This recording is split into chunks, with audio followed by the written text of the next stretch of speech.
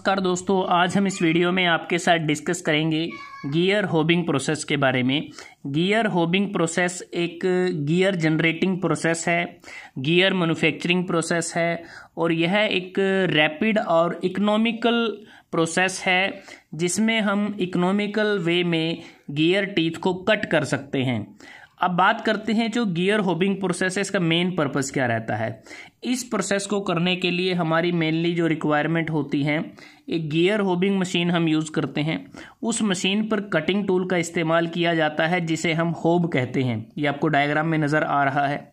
और जो work piece होता है उसे हम गियर ब्लैंक कहते हैं, ये आपको नज़र आ रहा है।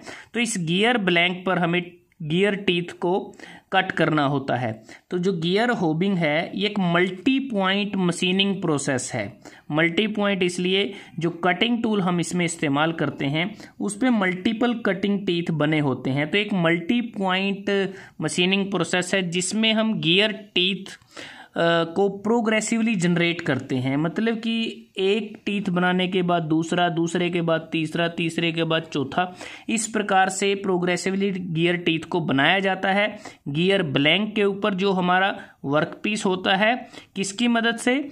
इस हेलिकल कटिंग टूल की मदद से, जिसे हम होब कहते हैं। तो यहाँ पर अगर आप इस डायग्राम को देखते हैं तो देखेंगे कि जो गियर ब्लैंक हैं, सबसे पहले ये वाला जो गियर ब्लैंक है इसे होबिंग करके स्पर गियर बनाया गया है। इस गियर ब्लैंक पर होबिंग करके वॉर्म गियर बनाया जा सकता है। इस गियर ब्लैंक पे होबिंग करके हेलिकल गियर बनाया जा सकता है। तो एक प्रकार से जो गियर होबिंग प्रोसेस है इसके द्वारा हम spur gear, helical gear, worm gear इत्यादि पर टीथ को कट कर सकते हैं। जो शाफ्ट पे स्प्लाइंस भी बनाई जा सकती हैं, स्प्रोकेट पे टीथ भी कट किए जा सकते हैं। तो ये गियर होबिंग प्रोसेस का कार्य है। अब बात करते हैं जो इसमें हम कटिंग टूल इस्तेमाल करते हैं वो ये होब होता है। तो इस होब पर अगर देखें ये कुछ टीथ बने होते हैं, मल्टीपल टीथ होते हैं, एक डेफिनेट हेलिक्स एंगल पर होते हैं, स्क्रू थ्रेड की तरह ये होते हैं, वॉर्म शेप्ड जो कटर है उसकी तरह ये दिखता है।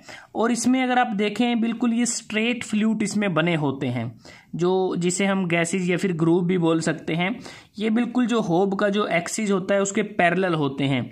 मतलब कि स्ट्रेट फ्लूट, फिर कटिंग टीथ बने हुए हैं, फिर स्ट्रेट फ्लूट, फिर कटिंग टीथ। तो इस प्रकार से इसमें नंबर ऑफ स्ट्रेट फ्लूट बने होते हैं।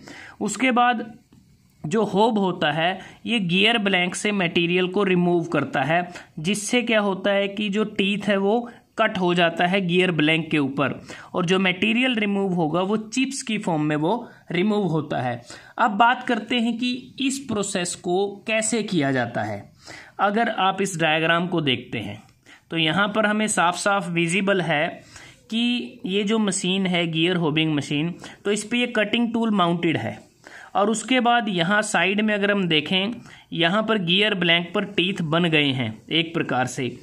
तो यहाँ इस डायग्राम से थोड़ा क्लियर होगा, जब भी इस प्रोसेस को किया जाता है जो होब होता है और जो गियर ब्लैंक होता है ये दोनों रोटेट करते हैं। मतलब कि जो होब है या फिर जो गियर ब्लैंक है, अगर आप यहाँ देखें इसकी रोटेशन डायरेक्शन आपको दिखाई गई है, इस प्रकार से ये रोटेट करता है। और गियर ब्लैंक है वो इस तरह से रोटेट करता है। और इसमें होब के द्वारा जब ये ऐसे क्लॉकवाइज रोटेट करता है तो डाउनवर्ड डायरेक्शन में अगर आप देखें इसको फीडिंग प्रोवाइड की जाती है। फीडिंग प्रोवाइड करने का मतलब ये है कि आवश्यकता के अनुसार ये गियर ब्लैंक में जाएगा और वहाँ से ज़रूरत के अनुसार मटेरियल को रिमूव किया जाएगा। और ये अपने एक्सिस पर गियर ब्लैंक जो होब है वो रोटेट करता रहेगा, और गियर ब्लैंक के जो टीथ हैं वो धीरे धीरे बनते रहेंगे। वो अपनी रोटेशन के साथ एक टीथ बनेगा फिर दूसरा बनेगा। और जो होब है अगर हम बात करें, ये जो पूरा कटिंग एक्शन होता है ये कॉन्टीन्यूस होता है। जो गियर टीथ कटिंग का जो एक्शन है कॉन्टीन्यूस होता है, और एक समय में 4 से 5 गियर टीथ को कट किया जा सकता है। और जो होब और गियर ब्लैंक के बीच की जो स्पीड होती है वो पूरी तरह से कह सकते हैं प्रोपोर्शनल होती है, क्योंकि इस प्रोसेस की कुछ प्रोसेस करैक्टरिस्टिक्स होती हैं।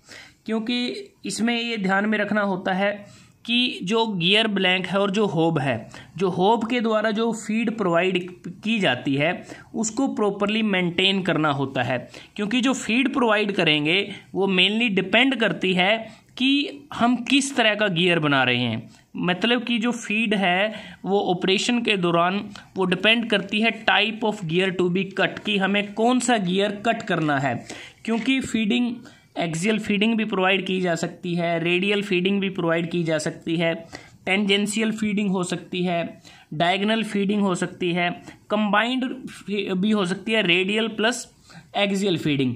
अब जैसे कि अगर हमें स्पर या हेलिकल गियर को कट करना है तो एक्सियल फीडिंग प्रोवाइड की जाती है। अगर स्ट्रेट टूथ या फिर स्पाइरल टूथ या फिर हाइपोइड गियर अगर बनाने हैं या फिर बेवल गियर कट करना है तो उस केस में रेडियल फीडिंग प्रोवाइड की जाती है। अगर स्पाइरल गियर बनाना है, वॉर्म व्हील बनाने हैं, तो उस केस में टेंजेंशियल जो फीडिंग है या टेंजेंशियल जो होबिंग है वो की जाती है। अब बात करते हैं कि जो गियर होबिंग प्रोसेस है इसके कुछ प्रोसेस करैक्टरिस्टिक्स हैं। एक तो ये है कि हम एक समय में नंबर ऑफ टीथ को कट कर सकते हैं प्रोग्रेसिवली। दूसरा, इस प्रोसेस का हम यूज़ करते हैं जब हाई प्रोडक्शन रन हो।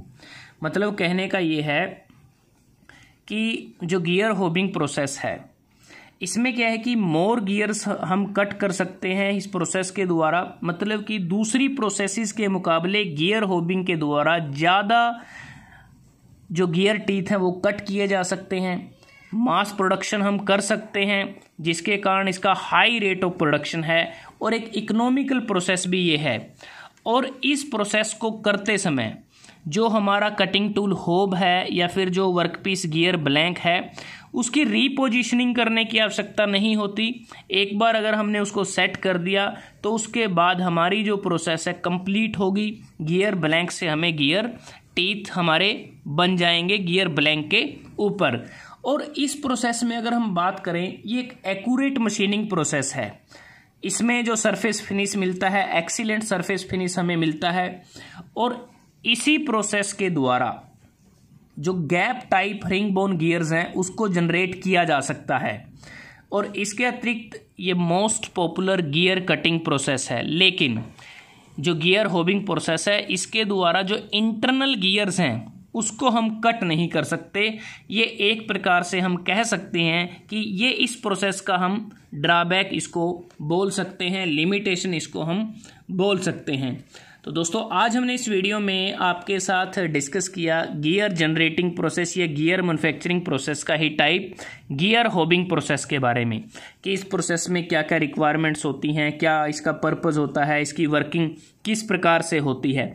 अगर आपको ये वीडियो अच्छा लगा आप इसको लाइक कर सकते हैं, शेयर कर सकते हैं अपने दोस्तों के साथ, स्टूडेंट्स के साथ।